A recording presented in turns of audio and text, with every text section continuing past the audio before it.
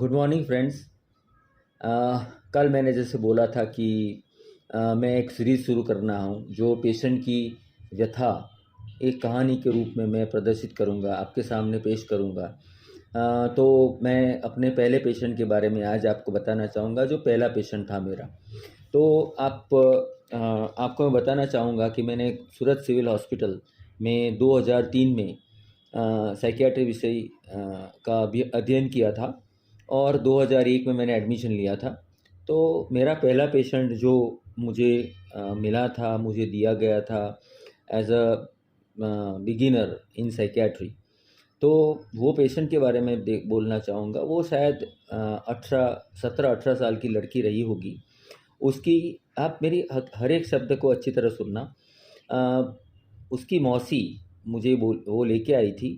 तो वो पूरे ये बहुत एक ऐसी बात है जो कई लोगों को बहुत ग्रॉस लगेगी, लेकिन जब तक हम ग्रॉस बातें नहीं मैं करूँगा, तब तक पेशेंट की जो व्यथा है मैं आपके सामने पूरा पेश नहीं कर पाऊँगा। तो मुझे लगता है कि वो एक लड़की ऐसी थी कि जो एक आई थी तब पूरा वो येलो थी।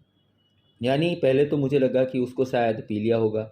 मैं पास में गया तो इतनी दुर्गंध उसमें से आ रही थी कि मैं सहन नहीं कर पाया। तो एक्चुअली मुझे मेरी सहन शक्ति बहुत ज़्यादा है पेशेंट्स के साथ रह के, कि उनमें उनमें से बदबू आती है तो भी, लेकिन ये बहुत टिपिकल बात थी कि वो फीसिस की बात थी, यानी टॉयलेट की बात थी।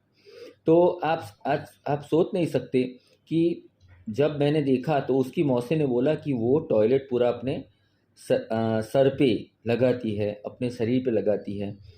ये कितना एक बीमारी कैसी है कि पेशेंट अपने आप के साथ इतना गंदा काम, यानी जो मैं बोलूँ ना कि ऐसे ऐसी बात करता है कि जो हम सोच भी नहीं सकते। उसकी मौसी बोलती है कि मैं कई बार वो टॉयलेट खा जाती है। तो हमने उसको एडमिट किया, क्योंकि उसको बिना एडमिट किए हम रख नहीं सकते, ट्रीट नहीं कर सकते। तो 1 बजे मैं ऐसे वार्ड में राउंड लेने गया, तब तक वो बैठी थी। तो मैंने बोला सिस्टर को कि भाई आपने कुछ किया कि नहीं।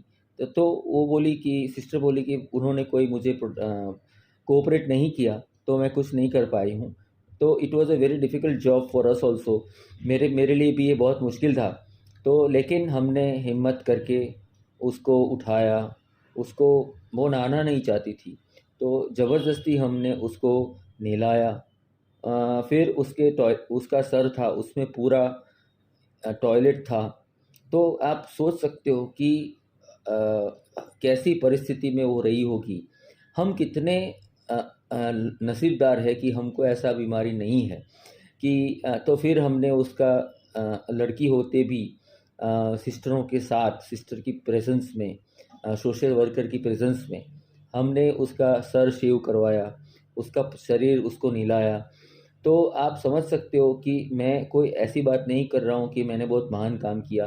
ये मेरा फ़र्ज़ है जो मैंने पूरा किया। फिर मैं फिर उसको नहलाने के बाद मुझे दिमाग में आया कि उसकी मौसी कहाँ है। तो देखा तो मौसी थी ही नहीं। एंड वो मौसी मतलब कई समाजों में ऐसा कहा जाता है कि मौसी मतलब दूसरी माँ। तो वो उसकी स्टेप मदर थी, यानी उसकी सगी माँ नहीं थी। तो आप उसका नसीब और हमारा नसीब कैसा है कि वो ऐसे ही छोड़ के चली गई। एंड वो हमारे हमारे साथ फिर 3 महीने रही। 3 महीने बाद जब हमने उसका ट्रीटमेंट किया, क्योंकि उसमें क्या होता है कि बिना हमने उसका कोई पता भी गलत लिखाया था, नाम भी गलत लिखाया था। तो हमने पुलिस में फरियाद की और फिर बाद में वो ठीक हुई, दवाइयाँ किया। 3 महीने तक हमने उसको सिविल हॉस्पिटल के वार्ड में रखा। एंड बाद में जब एक दिन कोई नहीं मिल रहा था, तो हमको लगा कि उसको नारी संरक्षण गृह में डालना पड़ेगा। तो उसकी भी परेशानी अलग-अलग है।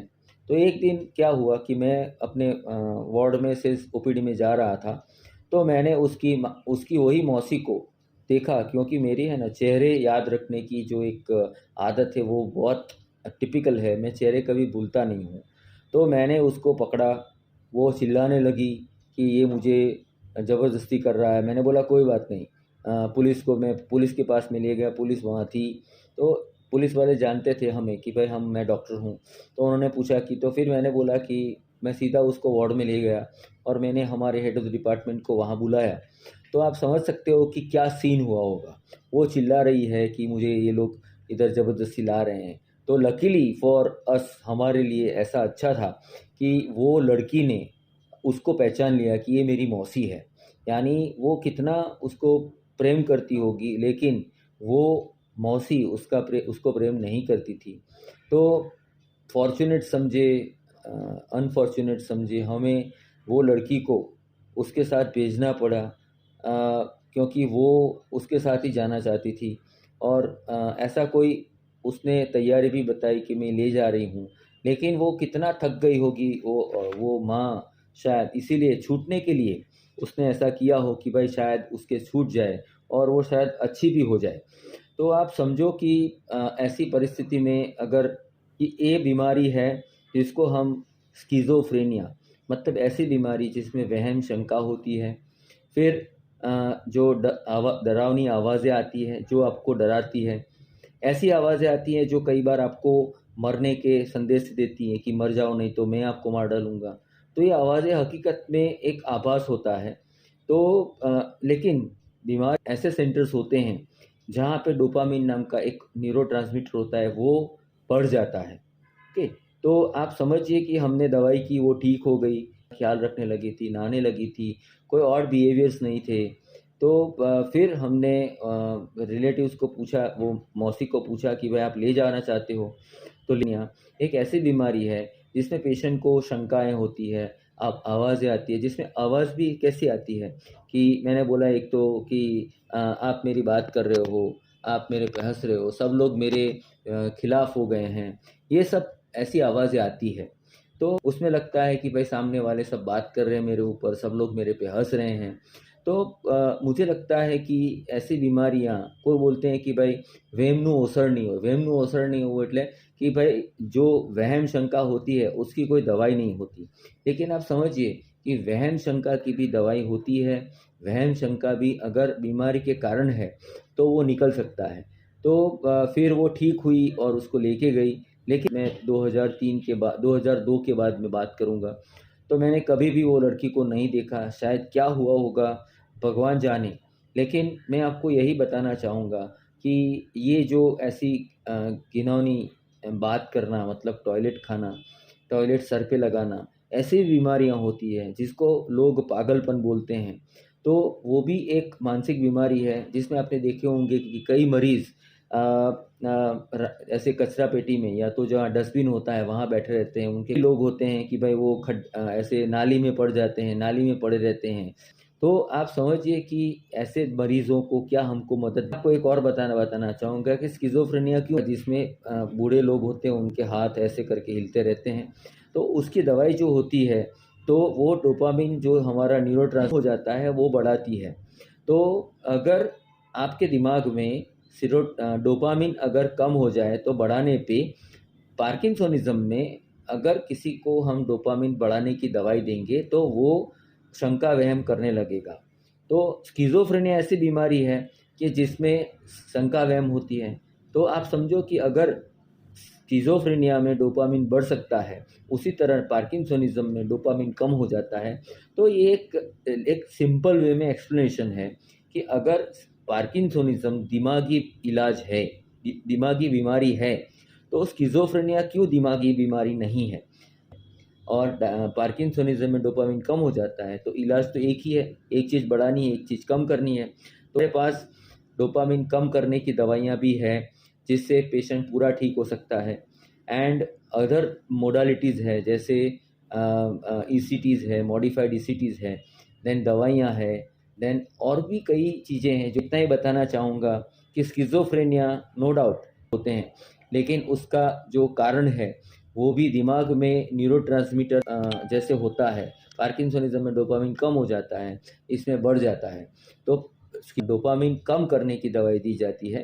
तो समझिए कि neurological disorder, neuropsychiatric disorder schizophrenia है। तो आज के लिए मैं इतना ही बोलूँ, पेशेंट ऐसा हो कि वो जो अगर शंका वहम करता हो, गंदा रहता हो, साफ सफाई नहीं रखता हो, नहाना धोना नहीं करता हो, कामकाज नहीं करता हो, तो वहम शंका करता हो, तो वो स्किज़ोफ्रेनिया की बीमारी हो सकती है। तो उसका इलाज बहुत ज़रूरी है।